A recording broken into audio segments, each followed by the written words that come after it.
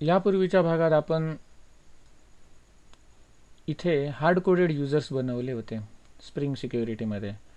एक ॲडमिन बनवला होता, एक मार्केटर बनवला होता, एक कस्टमर बनवला होता आणि ते आपण एका लिस्टमध्ये ॲड केले आणि त्यानुसार आपण त्यांच्यासाठी लॉग इन आणि ही जी काही लॉग इन नंतर ओपन होणारी पेजेस बनवली, ज्यांना तुम्ही डॅशबोर्डसुद्धा म्हणू शकता.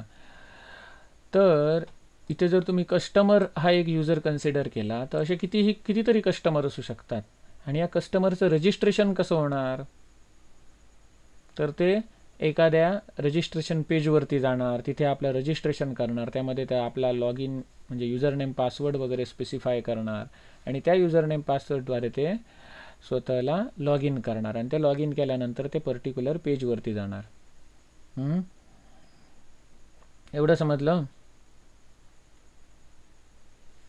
मग आता आपल्याला तसे युजर्स बनवायचे आहेत, जे डायनामिक युजर्स, म्हणजे रजिस्ट्रेशन फॉर्मवरून ते आपली माहिती भरणार, युजर नेम पासवर्ड वगैरे भरणार आणि सेव्ह करणार. यूट्यूबवरती एक कमेंट आलं होतं की जो पासवर्ड आपण रजिस्ट्रेशन फॉर्ममध्ये सेव्ह करतो,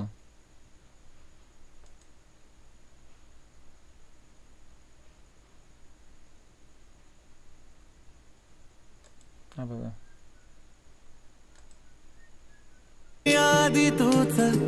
त्याचं चॅनल ओपन झालं.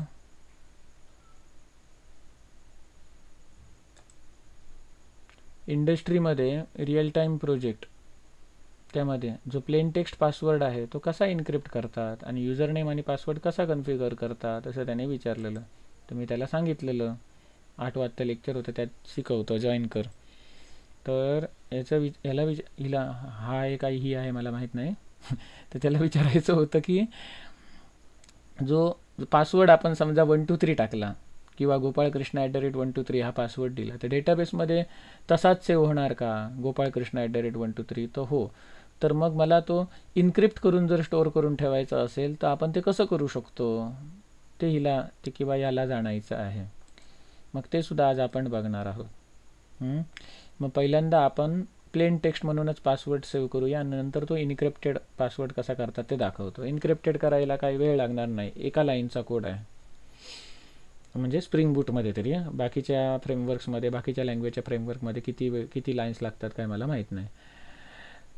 तर पहिली गोष्ट म्हणजे मला आता हे जे कस्टमर्स आहेत त्यांना डायनामिक बनवायचे आहेत. हे मी तुम्हाला बनवून दाखवतो कस्टमरचा. मग तुम्ही मार्केटरसाठी आणि तुम्ही बनवू शकता, ॲडमिनसाठी सुद्धा बनवू शकता. म्हणजे multiple admins, multiple marketers, multiple customers असं झालं. तर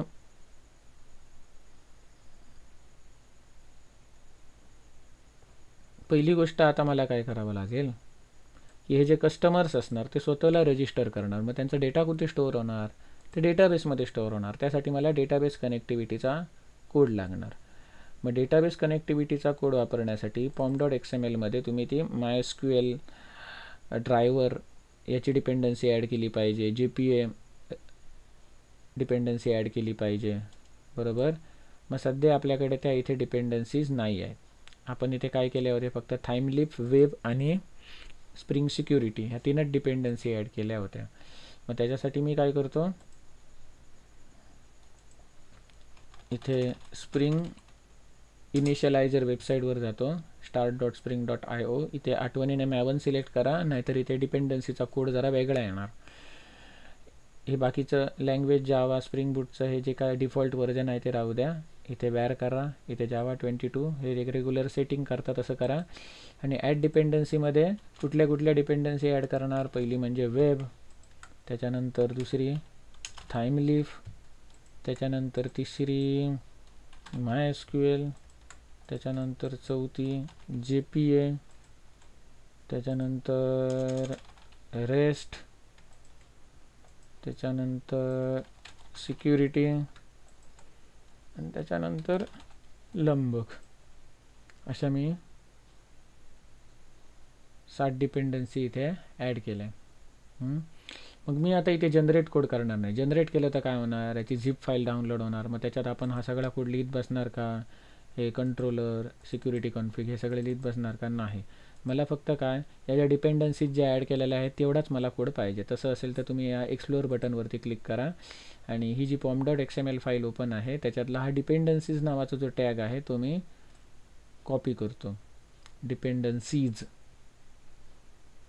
डिपेंडन्सीज नावाचा टॅग इथे क्लोज झालेला आहे बघा, डिपेंडन्सीज, आणि इथे सुरू झालेला आहे. आणि या डिपेंडन्सीज टॅगमध्ये मल्टिपल डिपेंडन्सी नावाचे टॅग ओपन क्लोज झालेले आहेत. मग हा डिपेंडन्सीज नावाचा टॅग आहे तो मी कॉपी करतो आणि याच्यामध्ये जी pom.xml फाईल आहे ही वाली, याच्यामध्ये हा जो डिपेंडन्सीज आहे या ठिकाणी पेस्ट करतो. हे झालं की त्यानंतर हे पेज आहे ते मी हे रिलोड करतो.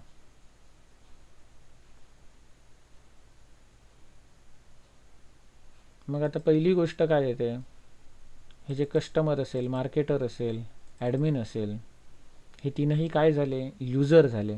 मग युजरसाठी मला एंटिटी बनवावी लागेल, रिपॉझिटरी बनवावी लागेल, तर ते आता बनवायला मी सुरुवात करतो.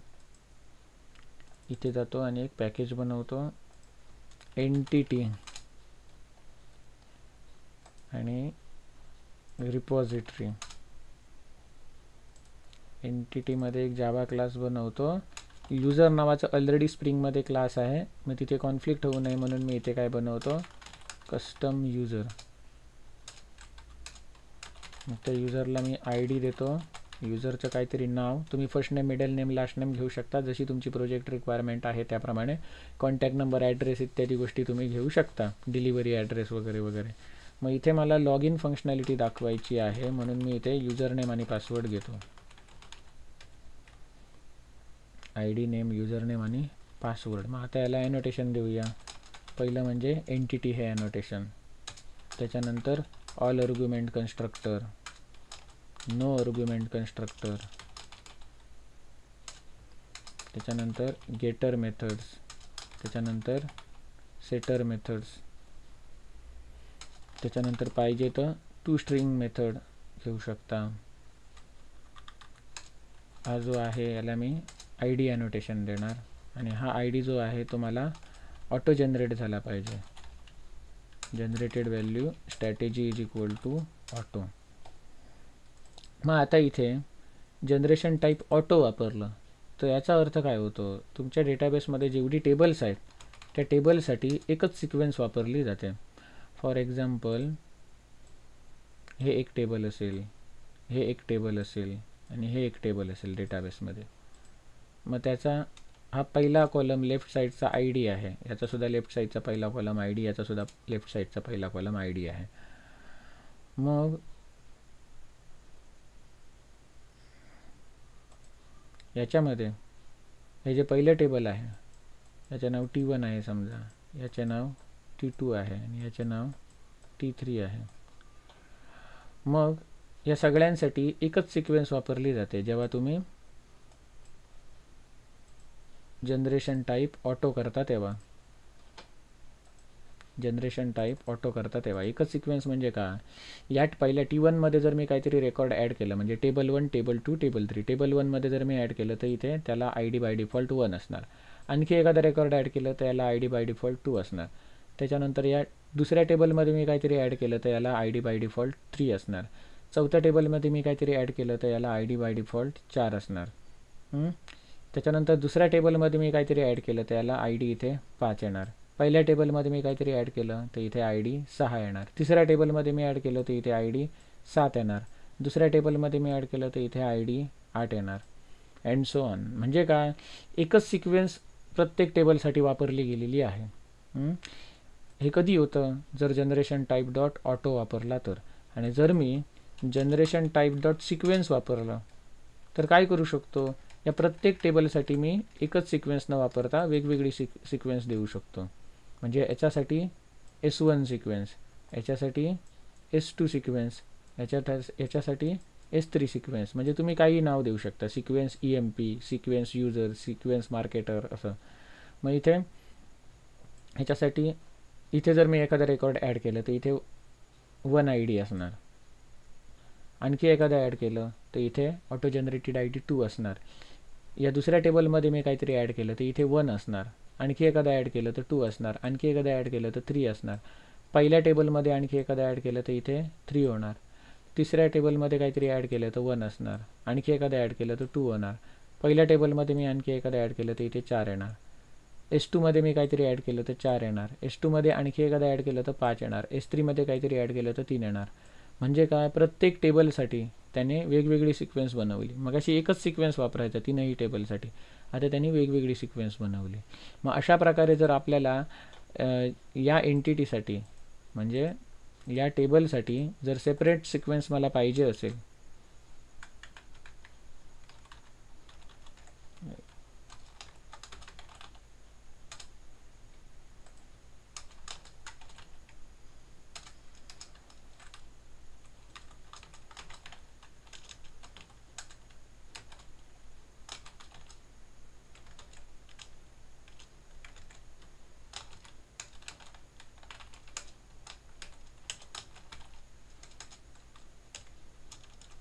जर सेपरेट सिक्वेन्स पाहिजे असेल तर इथे जनरेशन टाईप ऑटो न देता सिक्वेन्स द्यायचा आणि या सिक्वेन्सचं काय ते नाव द्यायचं. मग त्याच्यासाठी मी एक ॲनोटेशन घेतो इथे.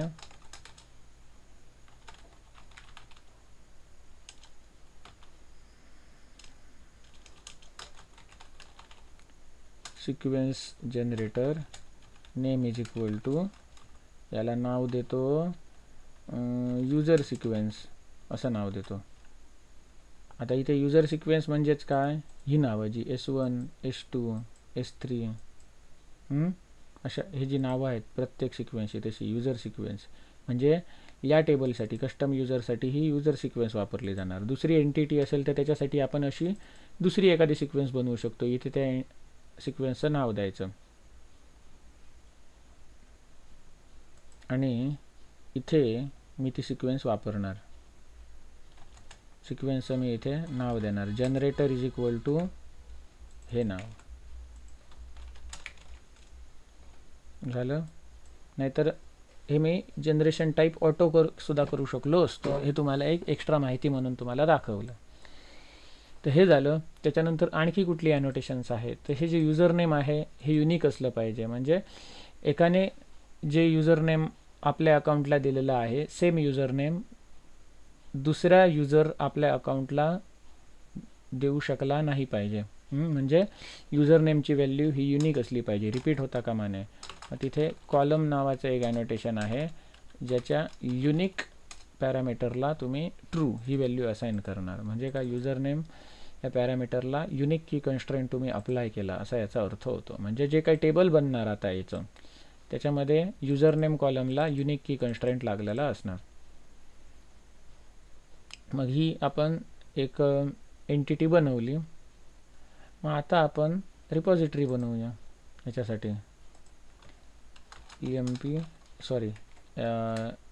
कस्टम युजरसाठी बनवतोय ना, कस्टम युजर रेपो किंवा तुम्ही इथे युजर रिपॉझिटरी असं सुद्धा लिहू शकता. आणि इथे इंटरफेस मला बनवायचा आहे. हा एक्सटेंड करतो कोणाला, JPA रिपॉझिटरी नावाच्या इंटरफेसला.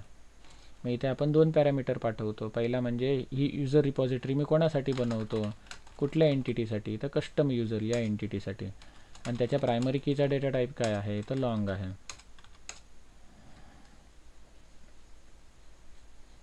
एवढं कळलं.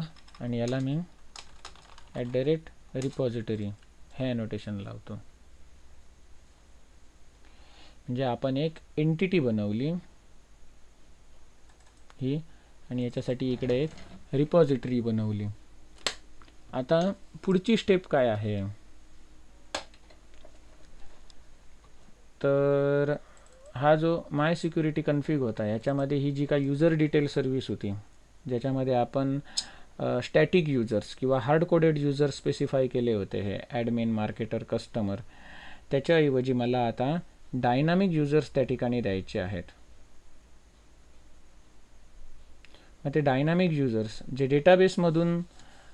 डेटाबेसमध्ये स्टोअर होणार आणि त्यांचा युजर नेम, पासवर्ड वगैरे सगळ्या गोष्टी डेटाबेसमध्ये असणार. आणि लॉग इन ऑथेंटिकेशनसुद्धा कसं होणार त्यांचं डेटाबेसमधली व्हॅल्यू चेक करून. मग अशा प्रकारचं मला आता हे डायनामिक युजर्स बनवायचे आहेत. मग त्याच्यासाठी ही जी काही युजर डिटेल सर्व्हिस आहे ही मी काढून टाकणार आणि त्याच्याऐवजी इथे जो काही युजर डिटेल सर्व्हिस नावाचा हा जो इंटरफेस आहे या इंटरफेसला इम्प्लिमेंट करणारा एक मी क्लास बनवणार, ज्याला नाव देणार मी कस्टम युजर डिटेल सर्व्हिस. काय नाव देणार? Custom user detail service. मग मी तसा फॉर्म इथे मग मी तसा क्लास इथे बनवतो. हे काढून टाकतो.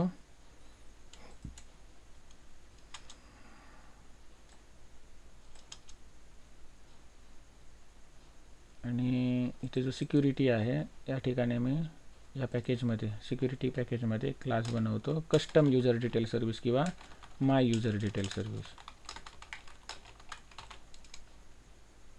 क्लास. हा इम्प्लिमेंट करतो. कुठला इंटरफेस सांगितला? User details service. आता याच्यामध्ये मला दोन गोष्टी करायच्या आहेत. एक म्हणजे एक मेथड मला ओव्हरराईड करावी लागेल या युजर डिटेल सर्व्हिस या इंटरफेसची, आणि दुसरा म्हणजे मला एक कन्स्ट्रक्टर बनवावा लागेल.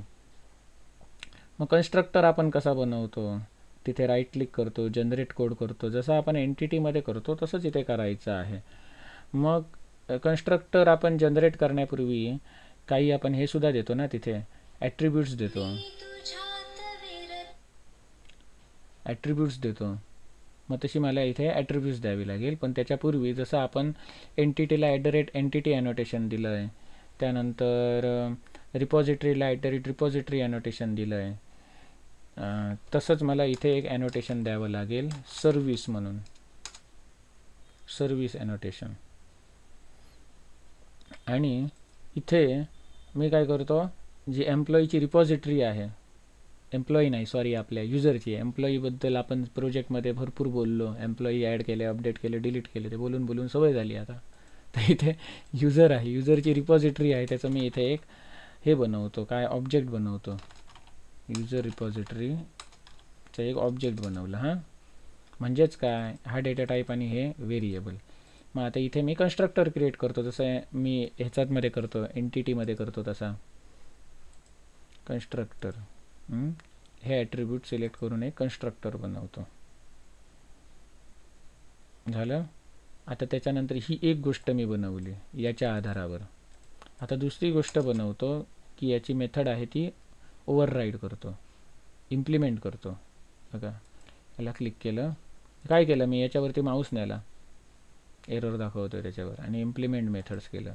कुठली? तर load user by user name. Okay, मग इथला एरर येत होता तो गेला. मग ही दुसरी मेथड आहे load user by user name. मग आता जो काही मला कोड करायचा आहे तो याच्यामध्ये करायचा आहे. कळलं? मग मी आता काय करणार, जो युजर लॉग इन पेजवरती आपलं युजर नेम पासवर्ड टाकणार लॉग इन करताना, त्यावेळी ही मेथड कॉल होणार. मग त्याने जे काही युजर नेम टाकलेलं आहे ते इथे येतं या हा युजर नेम पॅरामीटर म्हणून. मग या युजर नेमशी मॅच होणारं, म्हणजे इथे जी काही स्ट्रिंग येते त्या स्ट्रिंगशी मॅच होणारं एक युजर नेम आहे का आपल्या डेटाबेसमध्ये, हे मला फाइंड आउट करावं लागेल. मग युजर नेमवरून एखादा एम्प्लॉई मला फाइंड आउट करायचं असेल तर तशी मला इथे मेथड बनवावी लागेल, जी रिटर्न काय करणार, एम्प्लॉईचं ऑब्जेक्ट, एम्प्लॉई नाही सॉरी आपलं युजरचं ऑब्जेक्ट. मग युजर याच्यातला कुठला घेणार, आपण बनवलेला युजर, त्याला नाव काय दिलं आहे, कस्टम युजर. कस्टम युजरचं ऑब्जेक्ट रिटर्न करणार. मेथडला नाव काय देतो मी, गेट बाय किंवा फाइंड बाय युजर नेम, कारण युजर नेम नावाचा कॉलम आहे याच्याकडे, जी ॲक्सेप्ट काय करणार, string user name as a parameter.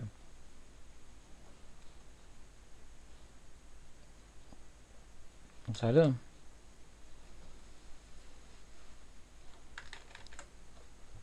आता ही मेथड मला कॉल करायची आहे या user detail सर्व्हिसमधून.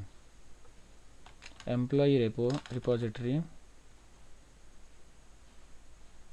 Sorry employee repository नाही, युजर रिपॉझिटरी, सवय झाली एम्प्लॉई बोलून. युजर रिपॉझिटरी आत्ता बनवलेली method find by user name, आणि इथे मी काय करणार, वरून आलेला पॅरामीटर हा युजर नेम. ही मेथड मला काय रिटर्न करते, कस्टम युजर. बघा इथे काय रिटर्न करते, कस्टम युजर रिटर्न करते ना, कस्टम युजरचं ऑब्जेक्ट. ते मी इथे स्टोअर करतो.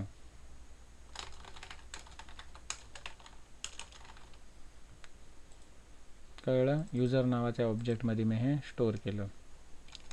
आता जर या युजर नेमचा जर युजर आपल्याला सापडला नाही तर आपण त्याला एरर दाखवणार. युजर सापडला नाही ते युजरची व्हॅल्यू काय होणार, नल होणार. युजर ऑब्जेक्टमध्ये काहीच स्टोअर होणार नाही. म्हणून इफ युजर ऑब्जेक्टमध्ये काहीच नसेल, म्हणजे युजर ऑब्जेक्टची व्हॅल्यू नल असेल, तर काय कर, एक एरर थ्रो कर, user name not found exception. मग त्याच्यासोबत मेसेज काय आपण दाखवू शकतो, no user found with user name. कुठलं युजर नेम, तर ते मी इथे अटॅच करतो, जे वरून आलं आहे ते. आणि जर ही व्हॅल्यू नल नसेल, युजरमध्ये आलेली व्हॅल्यू नल नसेल, म्हणजे खरोखरच हे युजर नेम असणारा एखादा युजर त्याला सापडला, तर काय कर, तर इथे एल्समध्ये लिहितो. मग मला काय करायचं आहे की एक सेट बनवायचा आहे. जसे मी लिस्ट बनवतो ना, अशी लिस्ट बनवतो, लिस्ट मला कोणाची बनवायची असेल तो इथे मी पोजो क्लासचं नाव देतो. लिस्ट मला कोणाची बनवायची आहे,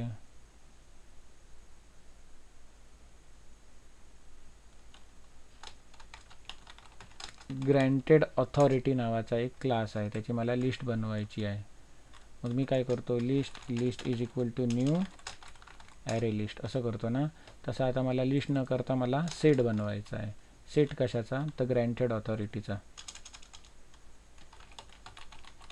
ऑथॉरिटीज असं नाव देतो हां याला.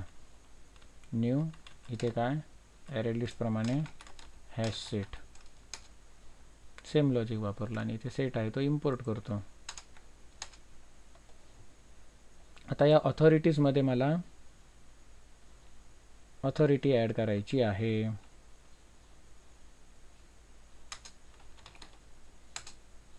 म्हणजे या ऑथॉरिटीज म्हणजे काय असणार, आपण ग्रँट केलेल्या ऑथॉरिटीज. हां, याच्यात मला एक ऑब्जेक्ट ॲड करायचा आहे, न्यू सिम्पल ग्रँटेड ऑथॉरिटीचं. आणि याच्यामध्ये मी काय करणार, रोल अंडरस्कोर ॲडमिन किंवा रोल अंडरस्कोर मार्केटर किंवा रोल अंडरस्कोर कस्टमर हे स्पेसिफाय करणार. म्हणजे इथे आपण बघा ॲडमिन, मार्केटर, कस्टमर होते ना, त्यानुसार. मग आता जो कस्टम युजर आहे तो ॲडमिन आहे की कस्टमर आहे की मार्केटर आहे हे कसं कळणार, तर त्याच्यासाठी आपण इकडे एक हे बनवूया, ॲट्रिब्यूट बनवूया, इंटिजर ID रोल. म्हणजे जर 0 असेल इथे व्हॅल्यू तर तो ॲडमिन, 1 असेल तर तो मार्केटर आणि 2 असेल तर कस्टमर असं आपण समजूया. मग त्यानुसार आपण इकडे मग अशा फाईलमध्ये जाऊन इथे ॲरेसुद्धा बनवूया. तसा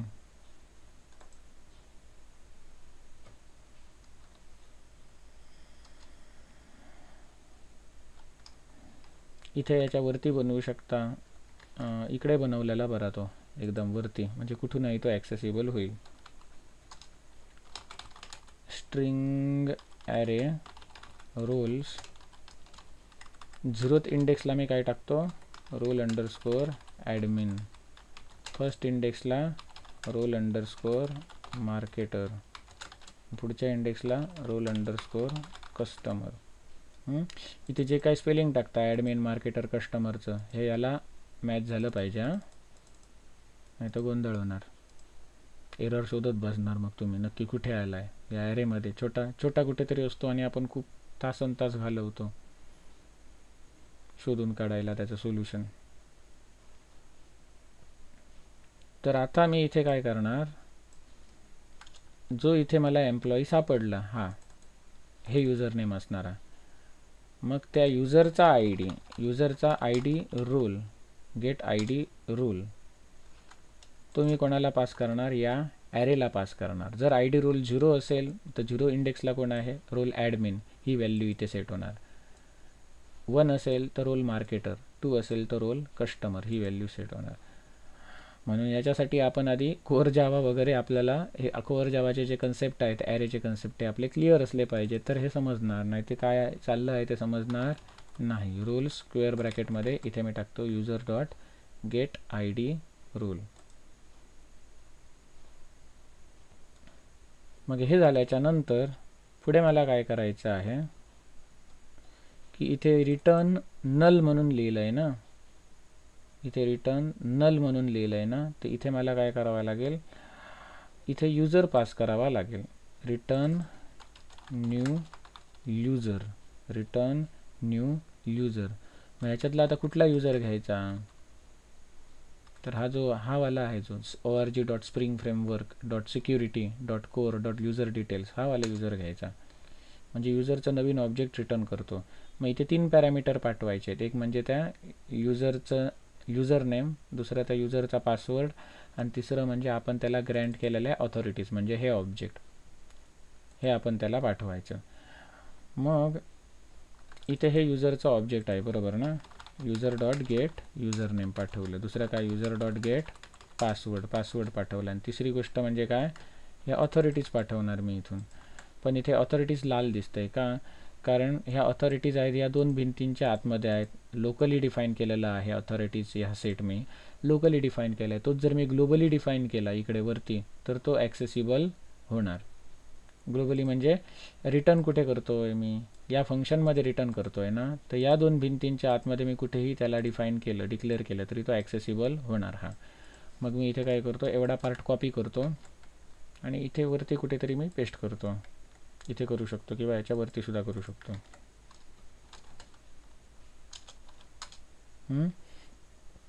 आणि मग इथला डेटा टाईप काढून टाकतो. म्हणजे याचा अर्थ काय, इथे मी डिक्लेअर करून ठेवला आणि इथे मी त्याला इनिशियलाइज केलं, असा याचा अर्थ. इथे फक्त मी डिक्लेअर करून ठेवला, पण त्याला व्हॅल्यू असाईन काय केली नव्हती, तर इथे त्याला व्हॅल्यू असाईन केली, म्हणजेच इनिशियलाइज केलं व्हेरिएबल किंवा ऑब्जेक्ट इनिशियलाइज केलं, असा याचा अर्थ होतो. मग ही जी सर्व्हिस होती माय यूजर डिटेल सर्व्हिस, याचं काम संपलं. ॲरे लिस्ट तुम्हाला डेमोसाठी घेतली होती, ती काढून टाकतो इथून, डेमो दाखवायला, हॅश सेटचा सिंटॅक्स समजावा म्हणून. ह्याचं झालं, ह्याचं काम संपलं माय यूजर डिटेल सर्व्हिसचं. आता मला काय करावं लागेल, तो जो काही तुमचा पहिला सिक्युरिटी कन्फिगवाला क्लास होता, इथे जी यूजर डिटेल सर्व्हिस होती, हा वाला पार्ट होता, हा आपण काढला आणि त्याच्याऐवजी आपण काढला, आणि त्याच्याऐवजी आपण हा क्लास बनवला ना. हा क्लास आपल्याला इथे लिंक केला पाहिजे. मग कसा लिंक करू शकतो, तर इथे वरती त्याला ऑटो वायर करू शकता. माय यूजर डिटेल सर्व्हिस, याला मी ॲनोटेशन देतो ऑटो वायर्ड. हे झालं. त्याच्यानंतर आणखी एक महत्त्वाची गोष्ट मला लागेल इथे, ती म्हणजे बिन ॲनोटेशन सहित ऑथेंटिकेशन प्रोव्हायडर म्हणून. आणि त्या ऑथेंटिकेशन प्रोव्हायडरमध्ये मी काय सांगणार, पासवर्ड एन्कोडर कुठला वापर, तर हा पासवर्ड एन्कोडर वापर. आणि ती यूजर डिटेल सर्व्हिस कुठली वापर, तर ही जी ऑटो वायर केलेली इथे आहे ही यूजर डिटेल सर्व्हिस वापर, असं आपण त्याला सांगणार. मग ती मेथड बनवतो जी रिटर्न काय करणार, ऑथेंटिकेशन प्रोव्हायडर, या इंटरफेसचं इन्स्टन्स रिटर्न करणार.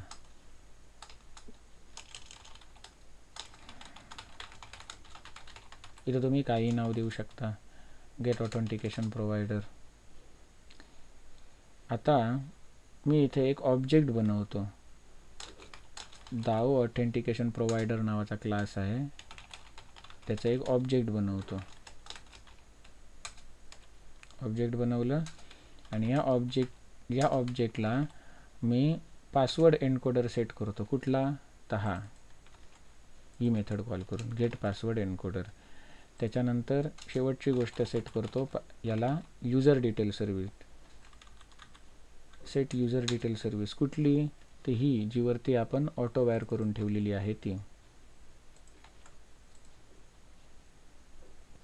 आणि हे जे काही ऑब्जेक्ट आहे याला आपण या दोन गोष्टी सेट केला ते आता आपण रिटर्न करणार ॲज अ ऑथेंटिकेशन प्रोव्हायडर म्हणून. रिटर्न प्रोव्हायडर, इथे काय रिटर्न करतो, डाव ऑथेंटिकेशन प्रोव्हायडर. झालं, हे महत्त्वाचं जे कन्फिगरेशन होतं ते आपलं पूर्ण झालं या ठिकाणी. मग आता राहिलं काय, तर जेव्हा एखादा एम्प्लॉई किंवा एखादा युजर लॉग इन करायला जाणार तेव्हा आपण काय केलेलं, जो फॉर्म लॉग इन होता त्याला आपण काय डिफॉल्ट लॉग इन फंक्शनॅलिटी दिली होती, ती आता मला कस्टमाइज करावी लागणार. का कस्टमाइज करावी लागणार, कारण जो कोणी लॉग इन करतो तो लॉग इन केल्यानंतर कुठल्या पेजवरती गेला पाहिजे, सगळे काय एकाच पेजवरती जाणार का, नाही. जर तो ॲडमिन असेल तर ॲडमिन 1 या पेजवरती जाणार, हा त्याचा डॅशबोर्ड समजा. कस्टमर असेल तर कस्टमर 1 या पेजवर जाणार, मार्केटर असेल तर मार्केटर 1 या पेजवर जाणार. म्हणजे हे त्याचे डॅशबोर्ड आहेत समजा.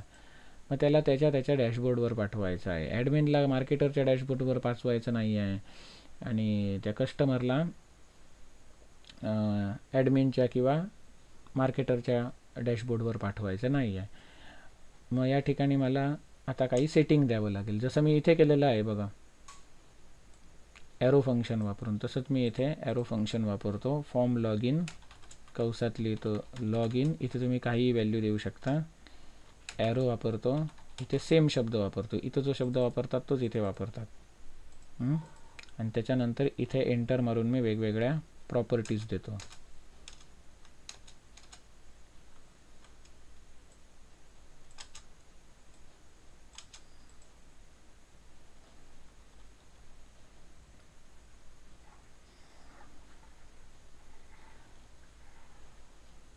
मग इथे मी देतो default success URL. Log in successful झाल्यानंतर कुठल्या URL वर जा, तर मी एक लॉग इन सक्सेस नावाचा एंड पॉईंट बनवतो, त्याच्यावरती जा. मग कधी कधी कसं असतं की ज्या ब्राउझरमध्ये तुम्ही जो काही एंड पॉईंट इथे टाकता, मी समजा टाकला localhost:8080/public1 असं टाकलं समजा, हे पेजचं नाव असं टाकलं, जे काय असेल एंड पॉईंट तो. आणि तुमच्यासमोर युजर नेम पासवर्ड एंटर करण्यासाठी लॉग इन फॉर्म आला आणि जे काय मी लॉग इन क्रेडेन्शियल टाकले ते ॲडमिनचे नसून एखाद्या कस्टमरचे होते, तर त्याने लॉग इन सक्सेसफुल झाल्यानंतर ॲडमिनच्या डॅशबोर्डवर नेलं पाहिजे का, नाही. तर त्याने कस्टमरचे जर लॉग इन डिटेल्स असतील तर त्या कस्टमरच्या पेजवरती नेलं पाहिजे. हे डिसाईड करण्यासाठी मला हा एक एंड पॉईंट असणारी एक मेथड बनवावी लागेल. कळलं? याच्यासाठी इथे डिफॉल्ट सक्सेस URL आणि हा डिफॉल्ट सक्सेस URL याला आणखी एक पॅरामीटर पास करावा लागतो इथे, म्हणजे ऑप्शनल आहे तो, पण तो महत्त्वाचा आहे. ट्रू किंवा फॉल्स म्हणजे काय, इथे URL काहीही असू दे, इथे URL काहीही असू दे, लॉग इन केल्याच्या नंतर जर लॉग इन सक्सेसफुल असेल तर नेहमीच या URL वर पाठवून द्यावे का, की इथे जो अगोदर URL टाकलेला त्या URL वरती पाठवावे, तर नाही. काहीही झालं तर लॉग इन सक्सेसफुल झाल्यानंतर याच URL वरती रिडायरेक्ट करावे. तर आपण इथे ट्रू पास करायचं. ट्रू म्हणजे इथे काय, याच URL वरती घेऊन जा.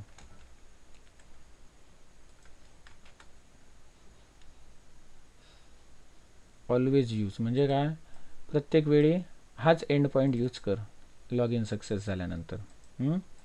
जर नको असेल तर इथे तुम्ही फॉल्स करू शकता, बाय डिफॉल्ट हे फॉल्स असतं. तर हे झालं. आणि त्याच्यानंतर हा जो लॉग इन फॉर्म आहे तो सगळ्यांसाठी परमिट ऑल म्हणजे सगळ्यांना दिसू देत. एवढं करून मी हा कोड रन करत नाही, कारण डेटाबेसचं नाव वगैरे अजून आपण स्पेसिफाय केलेलं नाही. ॲप्लिकेशन.प्रॉपर्टीजमध्ये आपण जो काही कोड देतो तो, त्याच्यासाठी मी स्प्रिंगचे नोट्स ओपन करतो.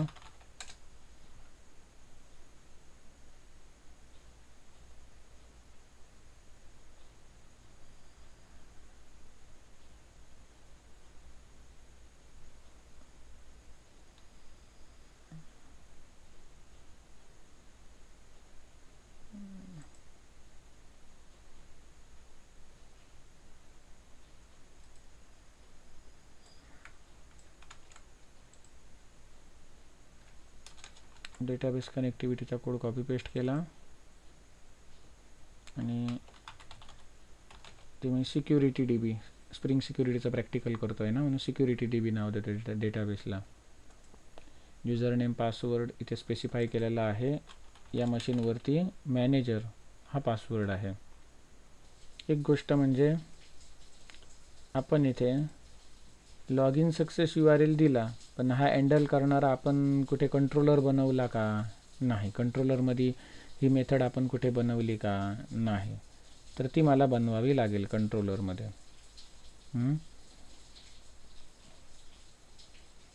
त्याच्यासाठी मी इथे एक वेगळाच कंट्रोलर बनवतो,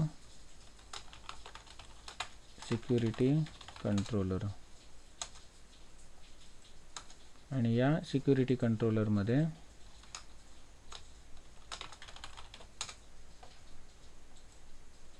एक मेथड बनवतो लॉग इन सक्सेस झाल्यानंतर हँडल करायची.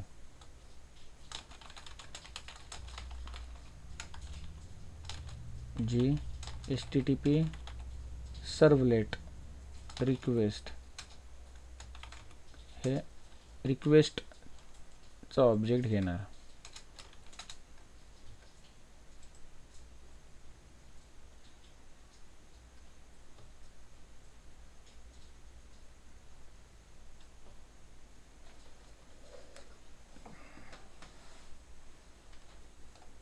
आणि ही जी मेथड आहे याला मी गेट मॅपिंग काय लावतो, तर तो URL जो आपण इथे दिलेला होता तो लॉग इन सक्सेस, म्हणजेच काय डॅशबोर्डवर घेऊन जा. याला तुम्ही डॅशबोर्ड सुद्धा देऊ शकता. हां, काही नाव देऊ शकता तुम्ही. मग हा मी इथे स्पेसिफाय करणार, म्हणजे प्रत्येक वेळेला ही रिक्वेस्ट मॅच करा. आता मला चेक करायचं आहे जी काही रिक्वेस्ट येणार त्या रिक्वेस्टमध्ये जो काही लॉग इन करणारा युजर आहे त्याचा रोल काय असणार, ॲडमिन असणार, मार्केटर असणार की कस्टमर असणार, ते चेक करायचं आहे. If request dot is user in role जो तो ॲडमिन असेल तर त्याला कुठल्या पेजवर पाठव, रिडायरेक्ट :/admin/page1 या पेजवर पाठव. कुठल्या पेजवर पाठव, कुठल्या URL ला रिडायरेक्ट कर, तर इथे जे काय हे URL आपण बनवलेलं आहे admin/page1 याच्यावर पाठव. जर तो मार्केटर असेल तर marketer/page1 वर पाठवूया. कस्टमर असेल तर customer/page1. page1 म्हणजे त्यांचा डॅशबोर्ड आहे, त्या युजरचा डॅशबोर्ड आहे असं समजा. असंच मी काय करतो, else if जर इथे roll_ मार्केटर असेल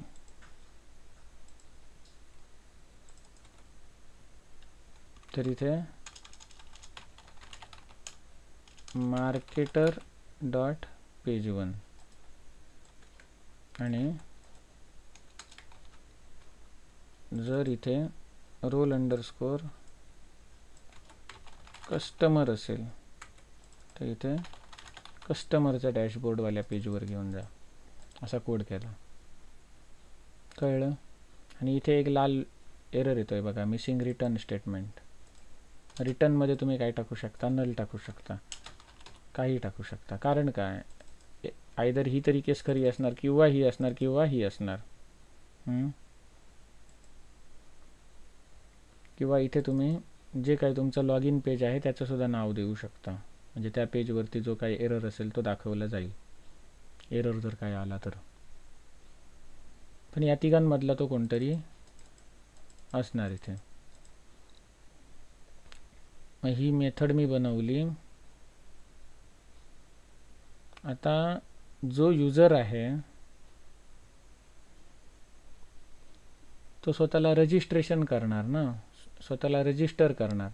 मग त्याच्यासाठी एखादं रजिस्ट्रेशन पेज आपण बनवू शकतो का, तो हो, त्याच्यासाठी आपण रजिस्ट्रेशन पेज बनवू शकतो. मग आपला जो रेग्युलर कंट्रोलर आहे माय कंट्रोलर, याच्यामध्ये तुम्ही एक पब्लिकली एक पेज बनवू शकता कस्टमर रजिस्ट्रेशनसाठी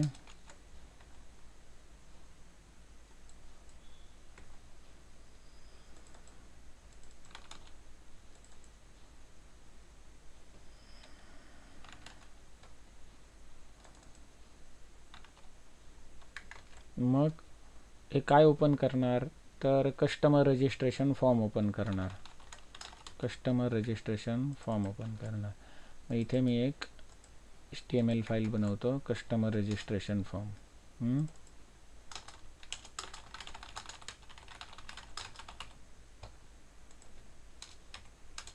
आता बूटस्ट्रॅप स्टुडिओवरून मी हे डिझाईन करत बसत नाही, वेळ लागणार याला.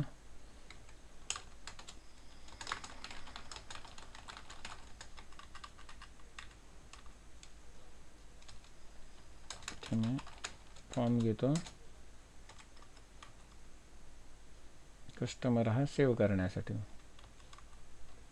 याच्यामध्ये काय काय असणार, input type is equal to text, name is equal to name, place holder is equal to enter name.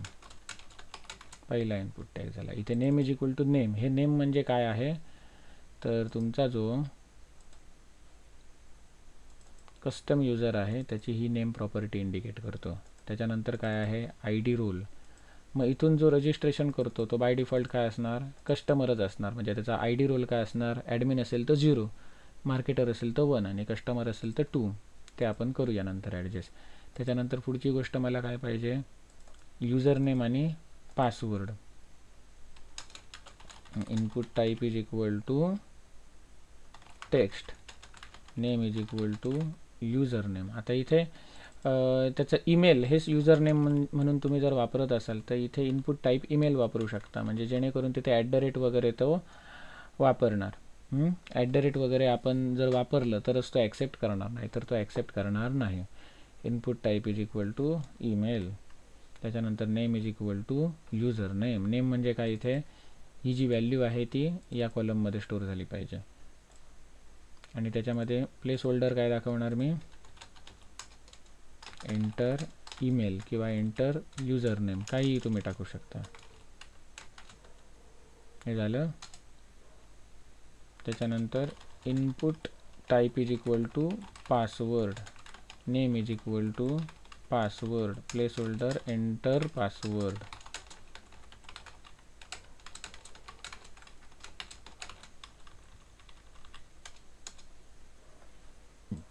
झालं.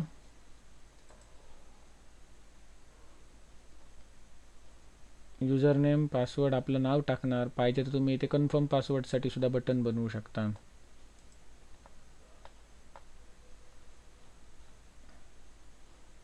आणि हे सगळं झाल्यानंतर तुम्ही input type is equal to submit, हे सबमिट बटन. आणि याच्यावरती टेक्स्ट काय दिसलं पाहिजे, रजिस्टर. सबमिट बटन आणि एक रिसेट बटन तुम्ही बनवू शकता फॉर्म क्लिअर करण्यासाठी, ज्याच्यावरती लिहिलेलं असणार क्लिअर टेक्स्ट. ओके. आता या फॉर्मच्या सबमिट बटनला क्लिक केल्यानंतर कुठली मेथड कॉल झाली पाहिजे, तर method is equal to post. आणि ॲक्शन काय, ती ॲक्शन अजून काय आपण दिलेली नाही. मग तसा आपण इकडे माय कंट्रोलर आहे त्यामध्ये एक मेथड बनवूया.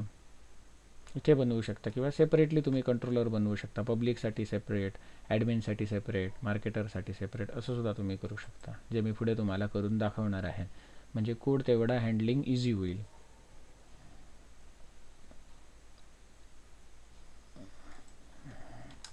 इथे मी पोस्ट मॅपिंग /public/save. सेव्ह म्हणजे काय, तो सेव्ह कस्टमर.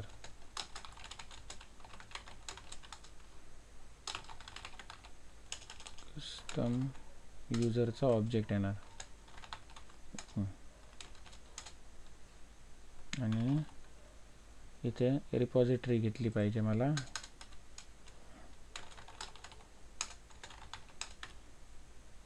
ऑटो वायर केलं पाहिजे. आणि रिपॉझिटरी डॉट सेव्ह हा यूजर इथे सेव्ह केला पाहिजे आणि सेव्ह केल्यानंतर मला कुठे गेलं पाहिजे, त्याला लॉग इन पेजला नेलं पाहिजे. /login या URL वरती आपलं लॉग इन पेज असतं बाय डिफॉल्ट. म्हणजे रजिस्टर्ड सक्सेसफुली झाल्यानंतर त्याला आपण लॉग इन पेजवर नेऊ शकतो किंवा सेम पेजवर आपण एखादा मेसेज पाठवू शकतो की रजिस्ट्रेशन सक्सेसफुल वगैरे. कळलं? मग त्याने आपला कोड आणखी कॉम्प्लिकेटेड होत जाणार किंवा वाढत जाणार. मग मेन आयडिया दाखवायची आहे डायनॅमिक युजरची, म्हणून मी तो जास्त बाकी काही करत बसत नाही. एवढे ठेवतो, हे पेज रन करतो. हां, हे राहिलं आपलं. इथे ॲक्शन द्यायची राहिली. Method is equal to post आणि ॲक्शन काय, ते ही ॲक्शन. हा URL ॲज अ ॲक्शन म्हणून देणार.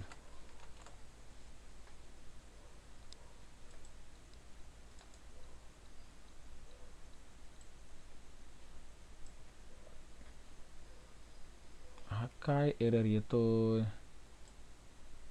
हा एरर पूर्वी नाही यायचा. सर प्रोव्हाइडेड काढलं का? याच्यातून नाही ग काढलं. आता बघूया.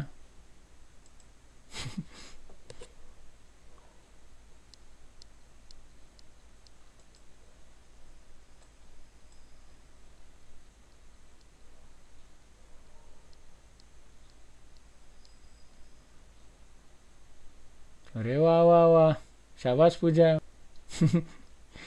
एवढीशी छोटी मिस्टेक होती, भारी.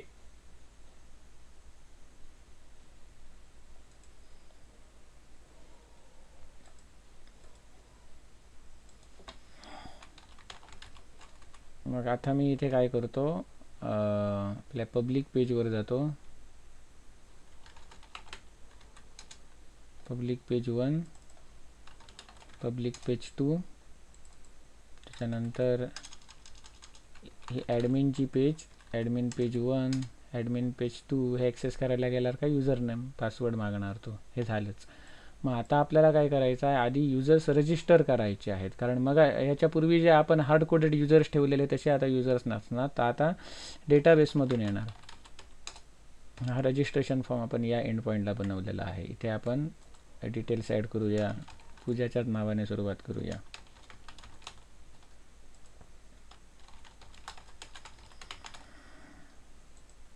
One two three. सध्या आपण हा जो पासवर्ड टाकणार तो प्लेन टेक्स्टमध्ये करणार आणि त्याला मग जसं यूट्यूब कमेंटमध्ये तिने विचारलं होतं कसं इनक्रिप्टेड फॉर्ममध्ये करायचं ते सुद्धा दाखवतो. रजिस्टरला क्लिक करतो. आता मी लॉग इन फॉर्मवर आलो आहे. इकडे डेटाबेसमध्ये ते रजिस्टर झालं की नाही ते चेक करूया.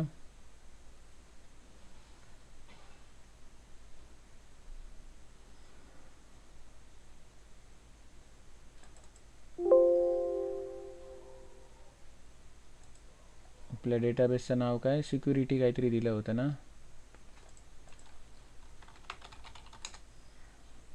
सिक्युरिटी. इथे बघा कस्टम युजर नावाचं हे टेबल आहे आणि याच्यामध्ये ते रेकॉर्ड ॲड व्हायला पाहिजे होतं. इथे कस्टम युजर नावाचा एक एंटिटी टेबल बनला आणि युजर अंडरस्कोर सिक्वेन्स नावाची सिक्वेन्स बनली. का?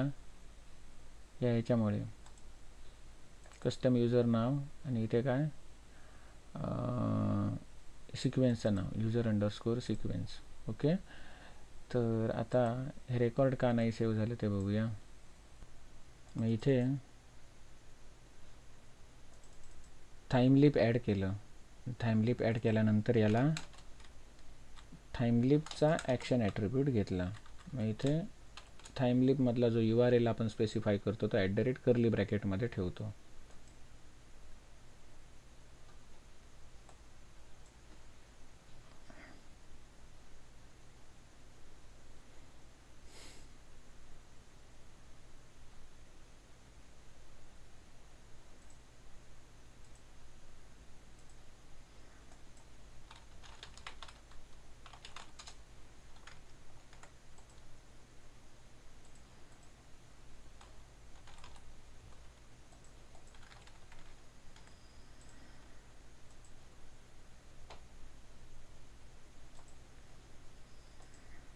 बघा इथे आलं आहे, सगळे डिटेल आले, फक्त आय डी रोल आला नाही. का?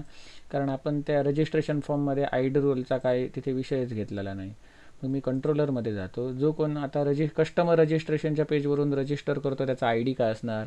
ॲडमिन असेल तर 0, मार्केटर असेल तर 1 आणि कस्टमर असेल तर 2. ते मी इथे स्पेसिफाय करतो, user dot set I D role 2. हे सेट कर आणि नंतर युजर सेव्ह कर, असा याचा अर्थ. कळलं ना? ही जी युजरची व्हॅल्यू येते त्याला मी set I D role set I D role function वापरलं, ज्याद्वारे आय डी रोल या प्रॉपर्टीला 2 व्हॅल्यू सेट केली.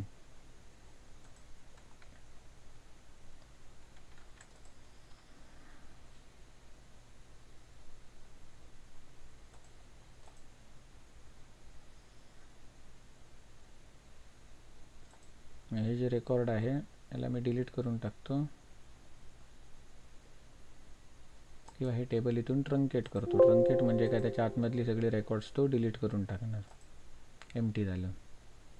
या टेबलचं स्ट्रक्चर बघलात तर इथे त्याने युजर नेमला युनिक कन्स्ट्रेंट लावला आहे. बघा का युनिक कन्स्ट्रेंट लावला? कारण इथे मी unique is equal to true लिहिलं म्हणून.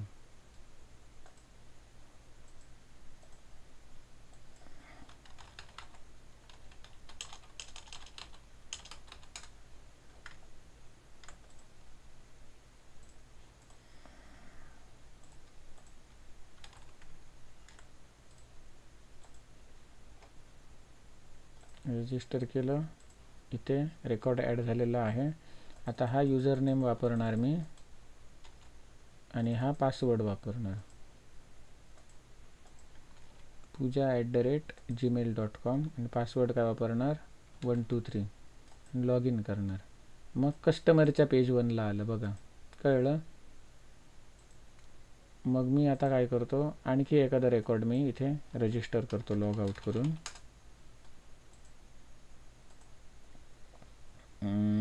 नवीन पेज बनवतो, नवीन कस्टमर बनवतो एक, पब्लिक रजिस्ट्रेशन.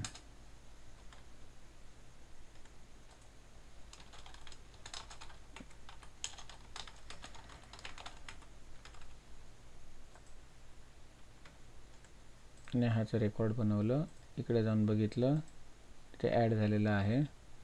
आता नेहा 123 वापरून, neha@gmail.com आणि 123 वापरून नेहा सध्या कस्टमर आहे म्हणून कस्टमर पेजवरती आली. आता जर मी काय केलं, नेहाला ॲडमिन बनवलं समजा, यामध्ये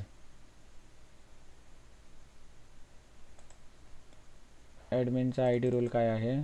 0. ॲडमिन बनवलं, ते अप्लाय करतो. आणि आता मी इथे नेहाचं अकाउंट लॉग इन करतो, neha@gmail.com. इथे 123 टाकतो. तर कुठल्या पेजला जाणार? ॲडमिन पेजला गेली. बघा नेहा याच्यावरती गेली नाही, कुठल्या आपल्या कस्टमर पेजला गेली नाही. कळलं? आता नेहाला मी इथून काय बनवतो? मार्केटर बनवतो आणि अप्लाय करतो.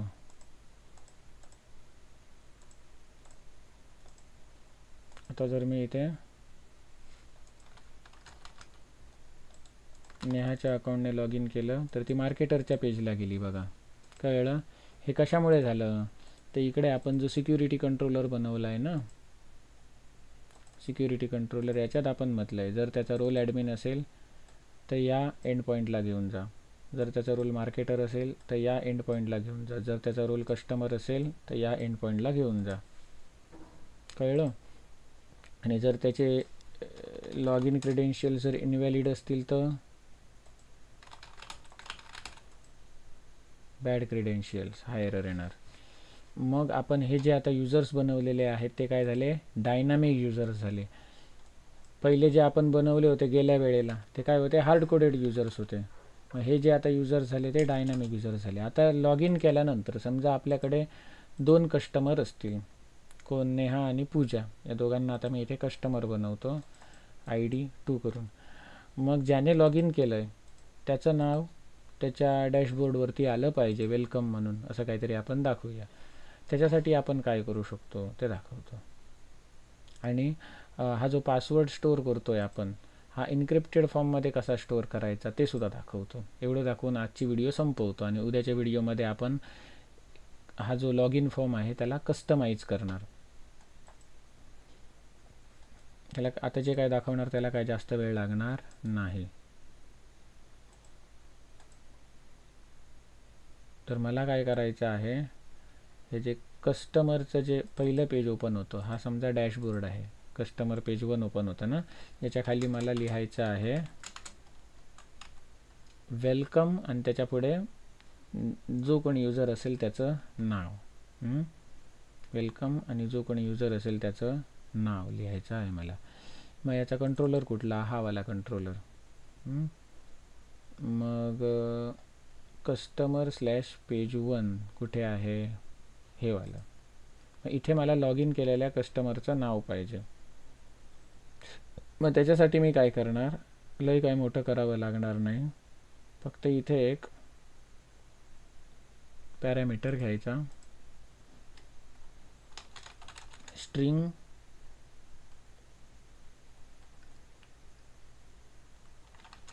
युजर नेम, लॉग इन केलेल्या युजरचं युजर नेम कसं मिळू शकतं, तर इथे फक्त एक ॲनोटेशन लिहायचं, बाकी सगळं काम ते ॲनोटेशन करणार.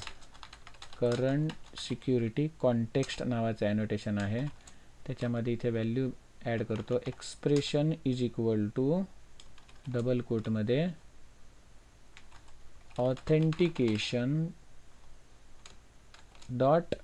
Authentication question dot name. म्हणजे काय, जो युजर ऑथराईज झालेला आहे त्याचं काहीतरी एक ऑब्जेक्ट असणार ना, मग तो जर ऑथराईज झालेला आहे का म्हणजे क्वेश्चन मार्क. जर याची व्हॅल्यू ट्रू झाली, ऑथेंटिकेशन याचं झालेलं असेल, तर डॉट नेम म्हणजे त्याचं युजर नेम ॲक्सेस कर. कळलं. जर आपल्याला एखाद्या युजरचं युजर नेम मिळालं तर आपण त्याचा पासवर्डही मिळवू शकतो. कसा, तर त्याचा जो रिपॉझिटरी आहे त्याच्यामध्ये फाइंड बाय युजर नेम आहे ना, हे युजर नेम म्हणजे काय, इथून आलेलं युजर नेम. याच्याद्वारे आपल्याला त्याचे सगळे इथे डिटेल्स मिळणार.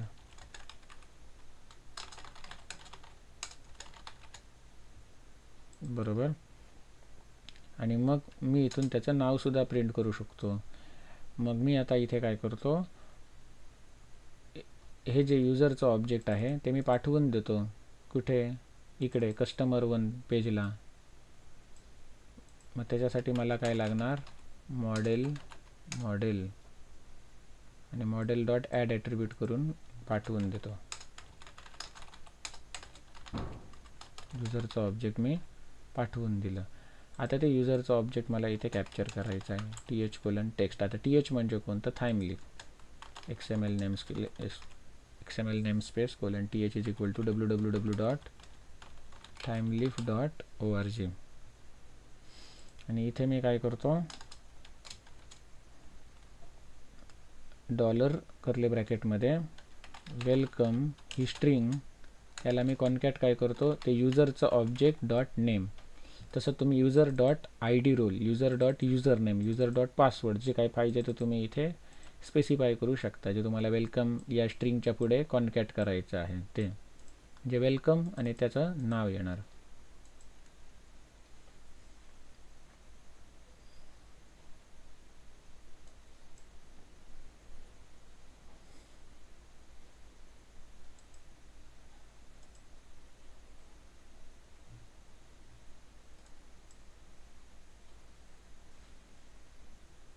झालं. पेज रिफ्रेश करतो. आता इथे मी काय करतो, पूजाच्या नावाने मी लॉग इन करतो. तर इथे काय आलं, वेलकम पूजा जाधव. कारण नेम प्रॉपर्टीमध्ये ही पूजा जाधव ही व्हॅल्यू स्टोअर झालेली आहे.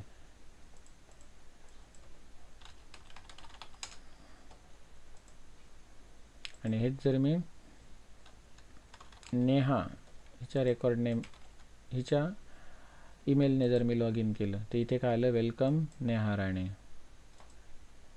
कारण इथे नेम नेहा राणे दिलेला आहे. कळलं.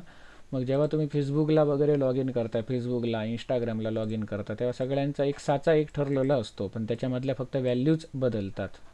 कळलं ना? म्हणजे असं आपण प्रोफाईल पिक्चरचा एक साचा बनवून ठेवणार, एक टेम्पलेट बनवून ठेवणार बूटस्ट्रॅप स्टुडिओमधून. फक्त इथे जो लॉग इन युजर आहे ते लॉग इन युजरनुसार त्याचे डिटेल्स फक्त इथे येणार, बाकी साचा तोच राहणार.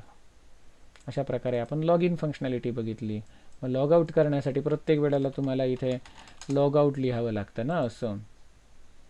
मग हे जर तुम्हाला नको असेल, वरती टाईप करायचं नको असेल, तर तुम्ही इथे अँकर टॅगसुद्धा टाकू शकता. ahref /logout हे फंक्शन पडलं पाहिजे कधी, तर या लॉगआउट लिंकला क्लिक करणार तेव्हा.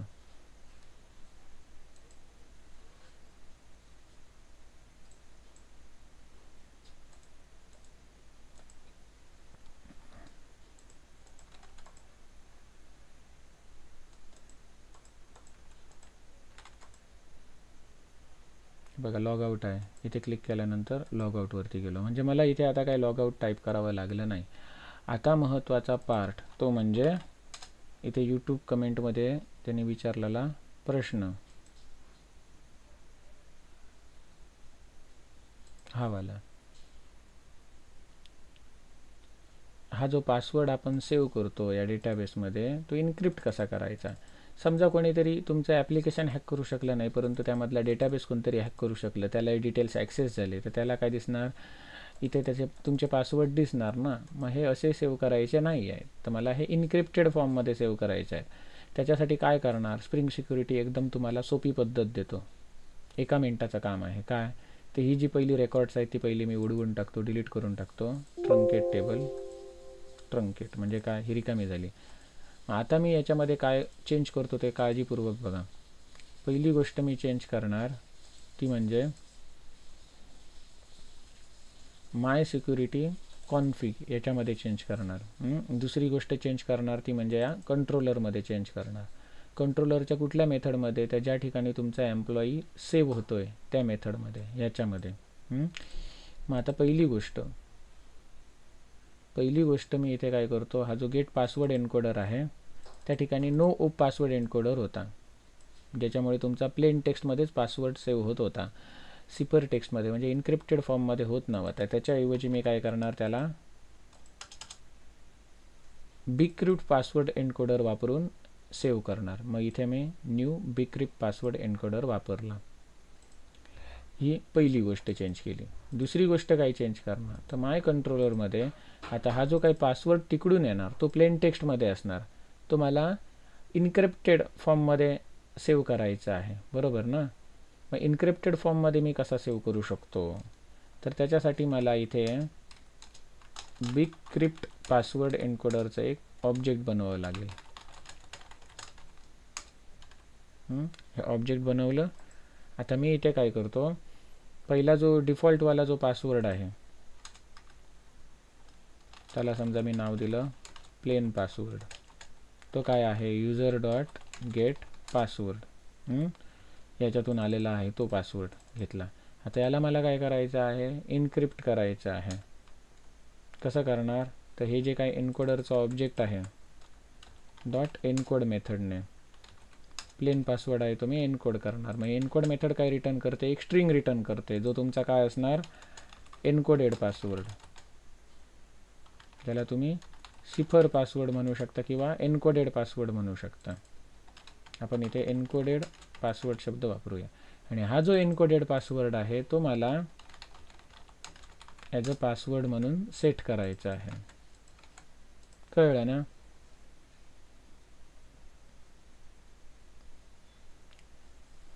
मग या ज्या 3 लाईन्स आहेत त्या तुम्ही एका लाईनमध्ये कशा करू शकता, या 3 लाईन्स तुम्ही एका लाईनमध्ये कशा करू शकता ते दाखवतो.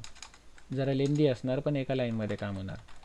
सेट पासवर्ड, आता इथे एन्कोडेड पासवर्ड म्हणजेच काय, तर ही गोष्ट मी ती इथे लिहिली.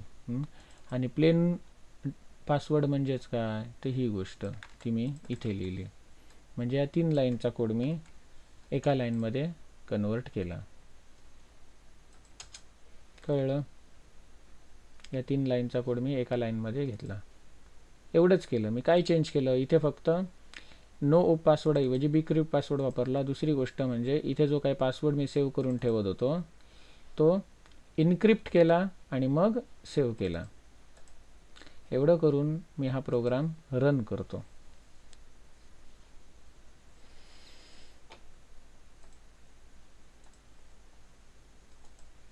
इकडे रजिस्ट्रेशन पेजवर जातो.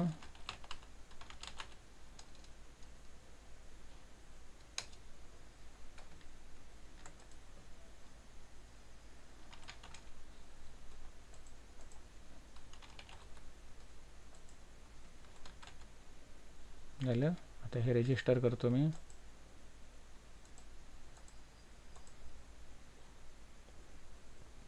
आता इकडे जर डेटाबेसमध्ये जाऊन बघितलं तर इथे जो पासवर्ड असणार तो बघा कसा आहे, विचित्र आहे ना. एनकोड केला त्याने, कळलं. पासवर्ड त्याने एनकोड केला. आता मी समजा दुसरा एखादा रेकॉर्ड बनवलं.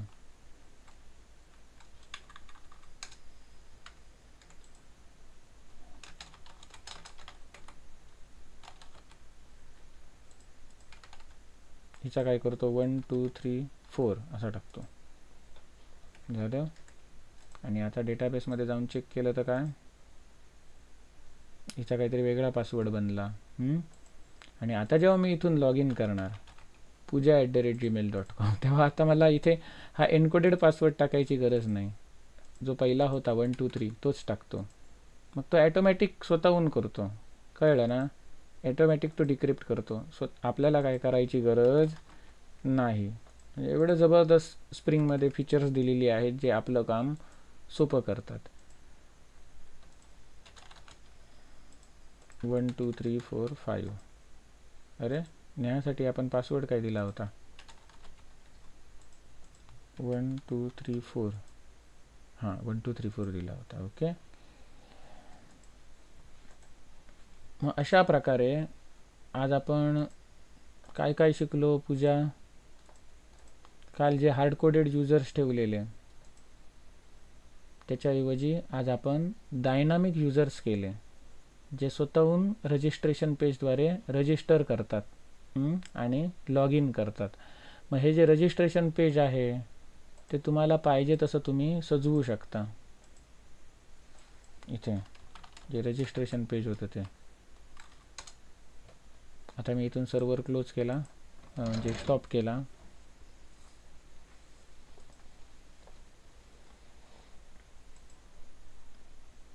हे जे रजिस्ट्रेशन पेज होतं हे तुम्ही बूटस्ट्रॅप स्टुडिओमधून तुम्हाला जसे पाहिजे तसं आकर्षक बनवू शकता. इंटर पासवर्डसोबत कन्फर्म पासवर्ड वगैरे फंक्शनॅलिटी ॲड करू शकता. हे आपण पुढे मी तुम्हाला प्रोजेक्ट करून दाखवणार. त्यामध्ये आपण या सगळ्या गोष्टी करणार. मेन लॉजिक लक्षात येणं हे ह्या सिरीजचा उद्देश आहे. मग प्रोजेक्टमध्ये अनेक गोष्टी येतात. मग इथे रजिस्टर केल्यानंतर काहीतरी पॉपअप दाखवणे, जे तुम्ही स्वीट अलर्ट दाखवू शकता. या वेगवेगळ्या गोष्टी आहेत. तर आपण उद्या काय बघणार आहोत, हा जो रजिस्ट्रेशन फॉर्म आहे तो काहीतरी आकर्षक बनवणे. त्याच्यानंतर जो लॉग इन फॉर्म आहे, हा लॉग इन फॉर्म आहे, हा सुद्धा आकर्षक बनवणे. याच्यात इथे काहीतरी एक रिमेंबर मीचं बटन ॲड करणे, म्हणजे जो काही ठराविक कालावधीसाठी तुम्हाला लॉग इन करून ठेवेल. म्हणजे तुम्ही ब्राउझर क्लोज केलात समजा आणि कुठेतरी गेलात आणि पुन्हा तुम्ही लॉग इन करून ती वेबसाईट ॲक्सेस करायचा प्रयत्न करता, तर रिमेंबर मीला जर तुम्ही चेक केलेलं असेल तर लॉग इन पेज तिथे येणार नाही. डायरेक्टली तुम्ही लॉग इन झालेले असाल. म्हणजे रिमेंबर मीचा ऑप्शन असतो. ते कसं करायचं ते सुद्धा आपण उद्या बघणार आहोत. आज आपण इन्क्रिप्टेड फॉर्ममध्ये पासवर्ड कसा सेव्ह करायचा हे आपण बघितलं. कळलं. एकदम सोपं आहे ना. याच्यामधून फक्त आपण दोनच गोष्टी केल्या. पहिली गोष्ट म्हणजे काय, इथे गेट पासवर्ड एन्कोडरमध्ये बिक्रिप्ट पासवर्ड एन्कोडर स्पेसिफाय केला आणि सेव्ह करताना सुद्धा आपण काय केलं, बिक्रिप्ट पासवर्ड एन्कोडरचा ऑब्जेक्टद्वारे आपण जो पासवर्ड होता तिकडून GUI मधून आलेला, रजिस्ट्रेशन पेजवरून आलेला, तो आपण एन्कोड केला आणि डेटाबेसमध्ये सेव्ह केला. याच्यात काय कोणाला डाऊट आहे? पूजा, नेहा, हां विचार. होय म्हटलं की नाही म्हटलं पूजा? नाही म्हटलं. हां ठीक आहे. जर काही डाऊट नसेल तर मीटिंग लिव्ह करू शकता. उद्याचं स्प्रिंग सिक्युरिटी स्प्रिंग बूटचं शेवटचं लेक्चर असणार आहे कदाचित. कळलं? हां, आणि उद्या मी नसणार आहे. उद्या माझी एक एक्झाम आहे. MKCLचा मी पायथॉनचा कोर्स घेतलेला, ती माझी एक एक्झाम आहे. मग उद्या कदाचित यायला मला लेट होणार. मग उद्यासुद्धा 9:30 वाजता करूया की परवा करूया?